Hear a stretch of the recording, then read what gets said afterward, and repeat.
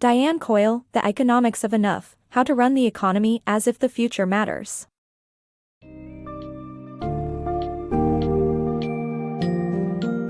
Embark on a journey to explore the pressing questions surrounding the global economy in a world facing major crises and unprecedented challenges. In the summary of The Economics of Enough, How to Run the Economy as If the Future Matters by Diane Coyle, gain insight into the complex dynamics of our society as it grapples with financial events, income inequality, declining social capital, and climate change. Discover the vital search for a balance between economic growth and societal well-being, and ponder over the potential of alternative metrics and measures of economic health. Brace yourself to dive into the intricate world of decision-making, interconnected economies, and trust, as humanity struggles to find solutions that are equitable, sustainable, and efficient.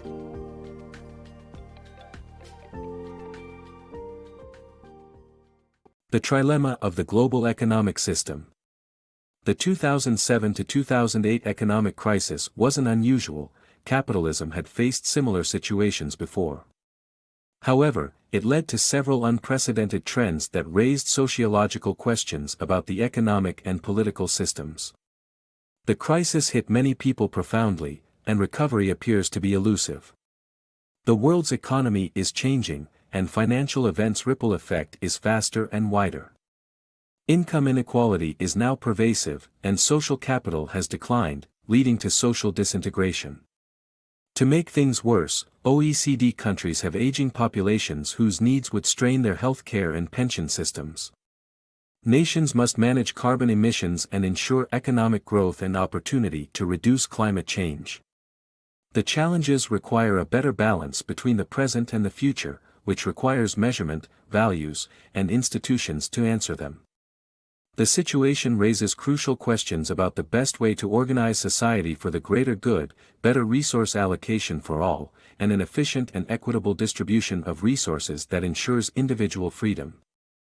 Beyond GDP, Rethinking Human Well-Being. The belief that economic growth benefits society has led to a societal backlash, prompting a reconsideration of what constitutes real progress. While the happiness bandwagon advocates for slower, more connected living, measures of well-being have traditionally centered around utilitarian outcomes such as GDP. Happiness is only one factor among several that determine social welfare, so alternative metrics, like the Human Development Index, that take into account literacy rates, healthcare access, and other indicators must be sought. However, so far, none of these tools have effectively measured the impact of technology and electronics on our quality of life. Ultimately, the challenge is balancing growth with human welfare, keeping in mind that economic progress is just one element of a more comprehensive assessment of human development. Climate change, balancing the future and the present. The threat of climate change is real, and leaders need to act now to prevent ecological disaster. However, experts offer no clear agreement on the best course of action. To reduce carbon emissions and combat climate change, people must make long-term decisions that align with the needs of future generations. But changing modern lifestyles to reduce emissions could have detrimental effects on GDP. For instance, Americans would have to cut their consumption by 1% each year to make a significant impact, which could lead to an economic impact equivalent to a 10% increase in inflation. Such a drastic cut in purchasing power would be akin to calling for a Great Depression. A key question is how future generations should be treated when making decisions about consuming environmental resources now. Meanwhile, underdeveloped nations must not be asked to curb their industrialization or forego advancing their standard of living. For nations to deal effectively with climate change, they must make equitable and sustainable decisions that consider future outcomes while advancing current prosperity. Debts and demographics. Climate change and debt burden affect the economic stability of future generations. Governments must find ways to address the retirement funding crisis brought by the aging population. Sustainability means balancing the present against the future.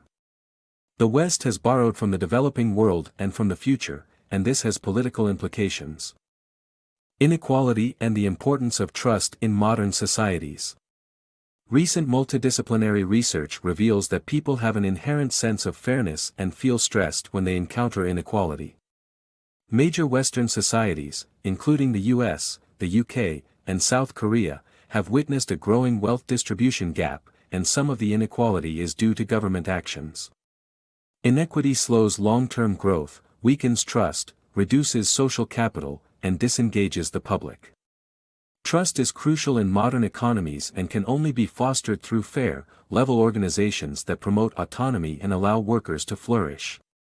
In the face of structural changes brought on by globalization and technology, addressing inequality and promoting trust is vital to ensure the vitality of economies. The economics of enough.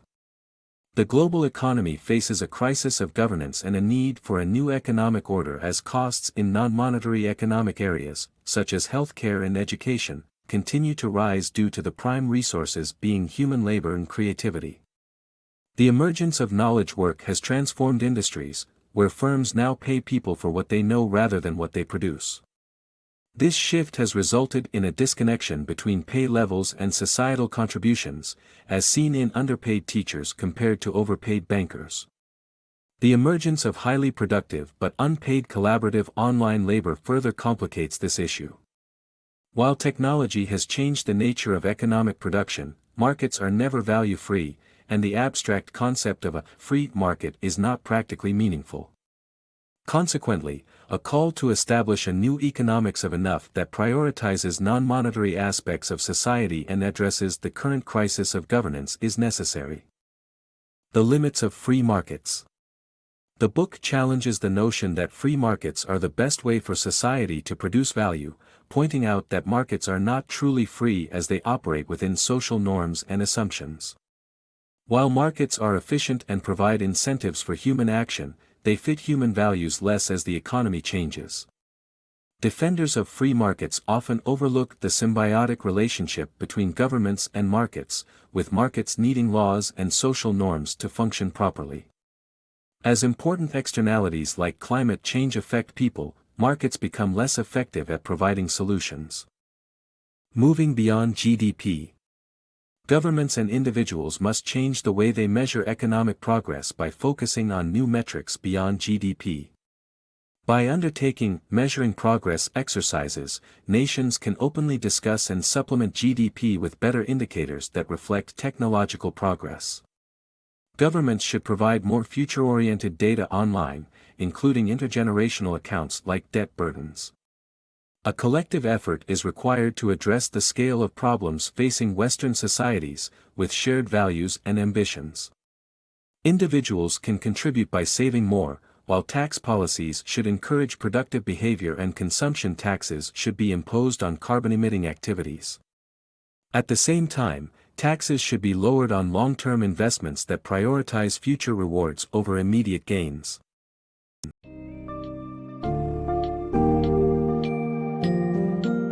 As you conclude your expedition through the summary of The Economics of Enough, take with you the crucial learnings on the challenges our world faces today.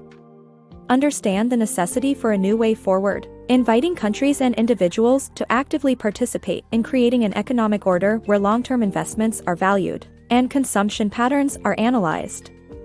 Recognize the essential task of redefining societal happiness and well-being, involving both large-scale policymaking and individual actions. Finally, embrace the immense power of trust and cooperation, which, if imbibed in our decision-making processes, can redefine our future in a manner that is both just and sustainable.